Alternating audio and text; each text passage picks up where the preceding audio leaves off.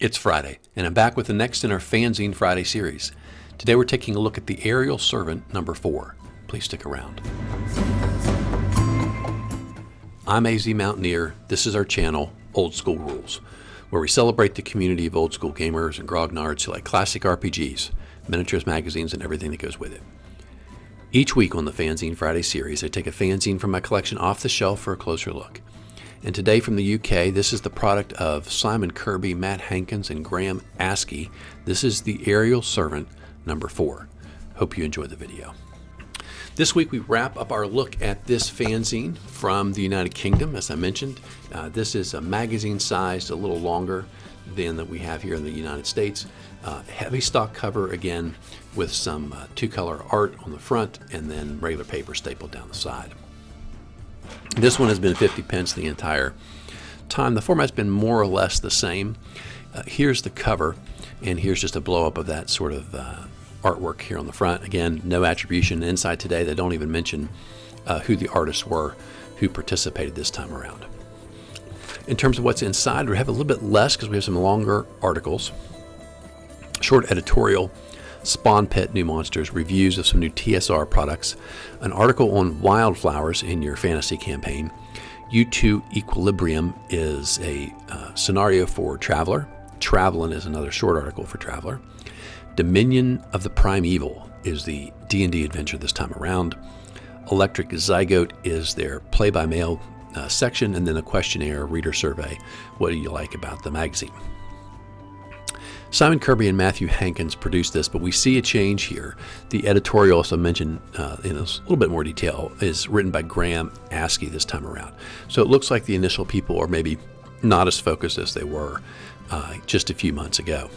They still give credit in here to Steve Cullis, Dave Davies, and Keir Watson, although it's not clear what they did. Collin Laker and I think it's Edwin Bowen have articles, and Richard Knights is the only artist. And you can tell it's him because he puts his initials on the art that he does. In terms of the editorial, as I mentioned, the biggest thing that jumped out at me was just the realization that the original two folks were no longer responsible for the editorial. And when you look at what's in here, you'll see Graham does an awful lot of the heavy lifting to put this final issue of the Aerial Servant out. They continue to talk about how well it's going. No clear indication that things are going to fall apart here. But again, this is the last issue of this that's going to come out.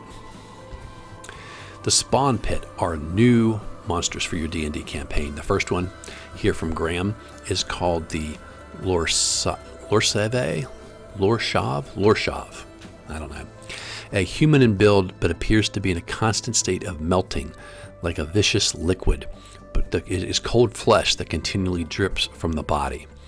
Their face will portray a vacant expression of mindlessness and one eye fixed and staring into space, the other one usually half melted. These vile creatures wander aimlessly throughout the world, not caring who they see or encounter, so they're as likely to run into a town as they are a dragon's lair or a Balrog's pit. They walk in, they go up to whatever creature it is, they put their hands around the neck of their victim, and they refuse to let go. They say until either the victim is dead or they are. And if they get damaged, they'll leave a scar on your neck, which will seal over with sort of a greenish looking scar, and then you have a chance that you're going to be infected with either an illness or maybe even turn into one of these creatures. I have no idea where this thing came from, but anyway, it's kind of nasty. The next thing we have is the Zuvimbi, sort of like a zombie. It is a foul, undead creature taking the form of a shrunken, zombie-like woman with hands that terminate in black talons. They exist only to destroy life, especially humans. And basically, they're just walking, attack monsters. Come right after you.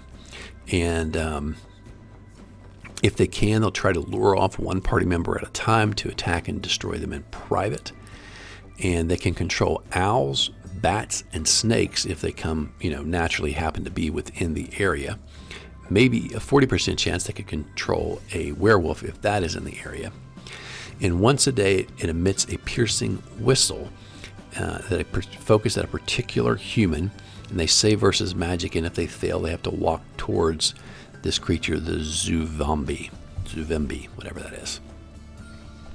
And the third new monster today is actually not a monster at all. It's called Eastern Warriors, and these are essentially samurai type fighters inspired by stories of romantic stories, right, of the Eastern Warrior. They'll have ornate armor. They carry a longer sword and a short dagger. They can throw the shurikens, and have a recurved bow they like to use. And basically, they're just fighters. They can also fight open hand like a monk at half their fighter level. They level up like fighters, apparently. 2 reviews here, the S3 Expedition to the Barrier Peaks, and then a non-TSR product called The Standing Stones, and then finally one called A1 Slave Pits of the Undercity. So the first one here, Expedition to the Barrier Peaks. This is one of my favorite adventures because it's so wacky and different, right? Because this is a sci fantasy type, right? It's a blend. If you have never played it, it's a great original adventure. It gives you a flair for what things were like at the time. There's a crash-landed spaceship in the world of Greyhawk, and you find your way over, and inside there you fight things like robots, computers, there are laser blasters, other things like that you have to figure out what they are. The second item here is called The Standing Stones, and this is a product by a guy named Nicholas Scales. And I think I mentioned this before. What's interesting about Nicholas Scales is he ends up acquiring, as I understand it, the Aerial Servant and the Beholder, and then he continues to produce a magazine that's more or less this shape but with a shinier cover, but called itself, labeled on the masthead, the Beholder. So he uses that name, but he comes up with his own idea what a magazine should be like. It only lasts a few issues, but in any event, I think that's what we're going to take a look at next. So the Standing Stone is a D&D type adventure. The review is to say that first impressions are good. It has a plastic bag that basically held the contents of the pages for the magazine or for the adventure. It is designed for 2nd to 3rd level adventurers, taken from something called the Nethergraves campaign. And as I say, if people aren't familiar with that, or have a little less clue what's going on. Players have to use their brain to some degree, take more than one look at a situation. Things aren't always as obvious as they seem. They like the way it was designed. They say he's a good publisher, needs a little bit more experience in terms of actually designing his adventures. And then finally we have A1 Slave Pits of the Undercity, another classic TSR adventure module with some great Jeff D art there on the front cover. And as you know, this is the first of 4 modules that deal with the slavers, and that's what they sort of explain that to you. Overall, very well worked out, and one that once it gets past the initial stages where you tend to fight a lot of creatures that are sort of the same, and you get into what's really going on, it turns into a really, really fun adventure. Next, we have an article that is really long, and it's actually kind of interesting. At first, I was like, I don't know why this is in here, and you may feel that way too after we talk about it, but I actually kind of like it a lot for what it is very well done. Okay, so did you ever think about wandering around looking for flowers? Maybe not, but maybe now you will. So how are we going to do that? So the first thing we're going to do is figure out what type of terrain we're in. There's down the left-hand side. And then whether you're just randomly picking, searching for a particular plant, or searching for a special plant, there's a die roll you have to make. Interestingly, these are dies that don't exist, or at least not in your standard D&D set of dice. They don't exist. And if you get a 1, you found a particular flower. A druid will subtract 4 from the roll, minus 10 if searching for something particular. Rangers subtract 2 from the roll, minus 5 if searching for something particular. Everybody else, you only get a 1. That seems crazy. I can see saying maybe you can't find something particular, especially when we show you in a minute what these plants can be used for. But the idea you don't find any plant, as opposed to, so that's, I'm going to say this is the weakness, you're going to find a plant. Unless maybe you're in a desert, right? But even so, you're probably going to find a plant, unless it's like maybe the Sahara is nothing but rolling sand. But you're going to find plants. It's just what kind of plants are you going to find? Maybe you're not going to find the thing you're searching for, but just look out your window. There's plants are growing, flowers and so forth. Okay, so it could be D100, 200, 400, 600, D1000 in the desert. And the best possible thing, which doesn't make any sense to me, is if it's in a magical place, then you only need to roll a d6. In any event, you roll. This initial chart needs reworked. Then we have the size of the plant, small, medium, and large, the number of the type of plant that you found, and you can see 1, 2, 3, a little clump, whatever. Okay. Now that we know we found something, then we go to the type of area we're in again, right? Cultivated woods, rocky wilderness, desert, swamps, whatever. And then you find out what type of plant it is. I don't understand what the fake and useless plants are, but then there are also some particular types of plants here that they're going to describe, or on a D100, you get yourself what they call a special. If you get a special, this sort of reminds me of Judges Guild, right? This author really liked the charts. So now that you've found you got a D100, you've got a special plant, and you come over here and you look down and see what is the special plant that you found based on the type of environment you were in, okay? So here are the explanations for what these special plants can do, and all these special plants can be used in some sort of alchemical way, ground up, burnt, etc., to create some type of special effect. We've got a poison antidote, another poison antidote, immunity to illusions, one you can wear that gives you immunity to fear, but does wither away and die. Crushed and mixed with wine or beer and consumed, heals 1 hit dice. I assume it's going to mean die 8. It's not so 1 hit point. Maybe just 1 hit point. I don't know. And then we've got something that's just really worth a lot of money. And so here you can look and see the plants go on and on. Cure blindness, aphrodisiac, cure diseases, spell of restoration, aids in growth,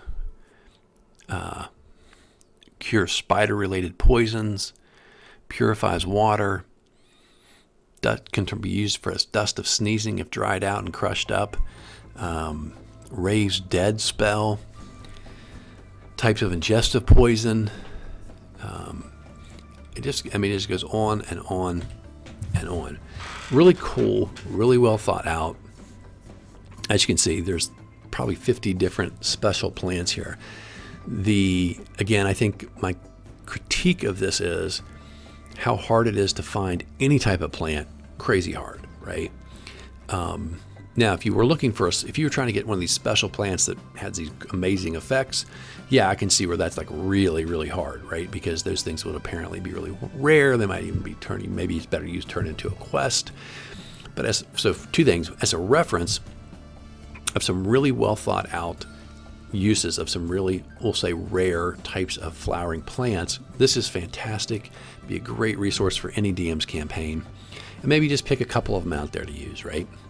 And also, I think the idea that you should be able to search for plants, sort of like in the Lord of the Rings, right? When Frodo is stabbed with the blade, they have to find some special plant for him. I think that's probably what the inspiration is here. Anyway, in the end, I like it quite a lot. It has a couple things that need to be tweaked, I think, to make it used in your game, but it's a really good article. U2 Equilibrium, this is for Traveler. This is just another campaign, and again, it's got some suggestions for things you can do on a particular world. There's some combat between different factions that are going on. They also have this extended combat system for Traveler by Collin Laker, and it's just another idea for how you work in combat for Traveler. And then we have our D&D adventure. It's an interesting one. It's the Dominion of the Primeval. And here's our map. Blow that up a little bit. You start on the bigger map down at the very bottom of the page. It's really hard, even in the original, to see these numbers. It's because I think these pages in here are just photocopied, and so not the greatest. But you start down here, you make your way up there, and you're just exploring, this area. In terms of background, they say, after a recent upsurge in the craze of exploration, a few tales from those who have survived this area to tell of the revivification of an ancient evil in the depths of a tropical rainforest. These tales, combined with a collection of gold and rare minerals that have been found, inspire a retired explorer named Godonate Spiravan to undertake useful activities and explore. He puts together this big crew. He's got all these helpers, mappers, people that are going to carry his stuff. He's got pack animals, etc. And all he needs is a group of adventurers for, when the going gets tough. There's some interesting ideas in here about rolling for ascension. So, of course, they say like a rainforest, right? So it's humid, it's wet, it rains every afternoon. And then, after that, it's going to be a little sloggy, slow going. You're going to be, if you think about the real life experiences like this, there's going to be mosquitoes everywhere, probably all kinds of bugs, and you're hot and you're humid, and it's just miserable. I debate whether or not it would be fun for your players to sort of inject that into something practical that occurs, rolling for disease. So your character gets malaria, which is realistic. How fun is it to say basically you just have to spend the day puking your guts out with fever, laying over there and unable to play. But in any event, you think about how to take the environment and apply that to the characters. You get to this little opening in the mountains, and you go in, and you're going to go basically, like I said, in a fairly linear fashion. It has some interesting things in here. It doesn't hold together super well, in my opinion, and it's got a lot of sort of things that I felt like were like, oh, this would be an interesting idea, and I'll just pick a spot on the map and write down a number, and you're going to find that thing, right?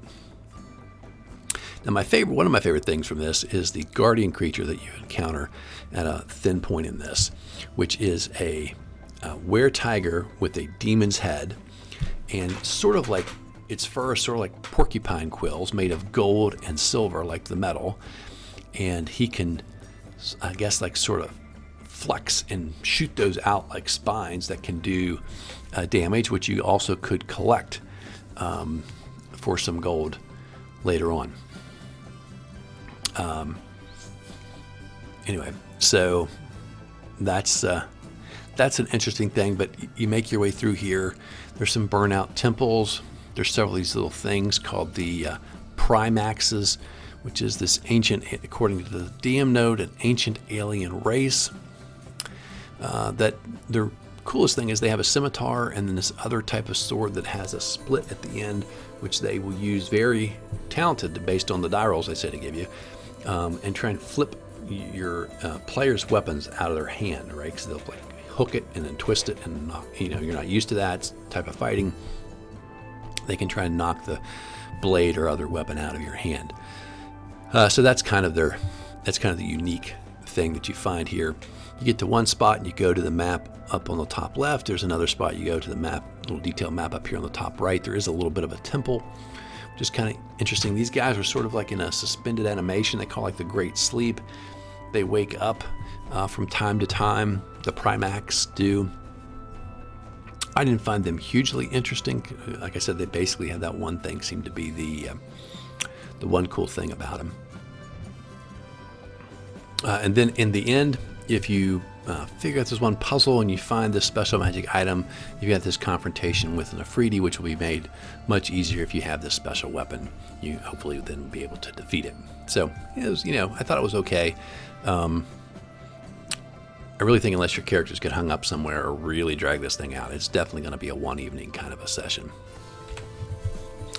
Electric Zygote, which used to be like a third of the magazine, is getting pretty small. And as you can see at the note here, it says the novelty of Dave Davies running Postal games is wearing off. In fact, he's given up. Never fear, we're going to keep going, or so they say. And there's just a couple pages of little notes here about that. On the back cover, they have a questionnaire, the same thing. Rank what you liked, what did you like in terms of artwork, and then are there other things that you'd be interested in having in terms of types of columns we could put in here. Here's a little bit of artwork.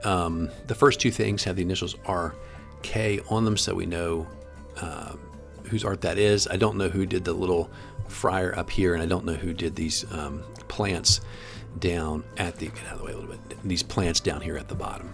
But anyway, there's the art. Particularly the spacefaring guy, like the sci-fi guy, he's been in every article for Travelers so far. They just use him almost like an icon. I do really like the original art here of the warrior on horseback. I think that's pretty well done.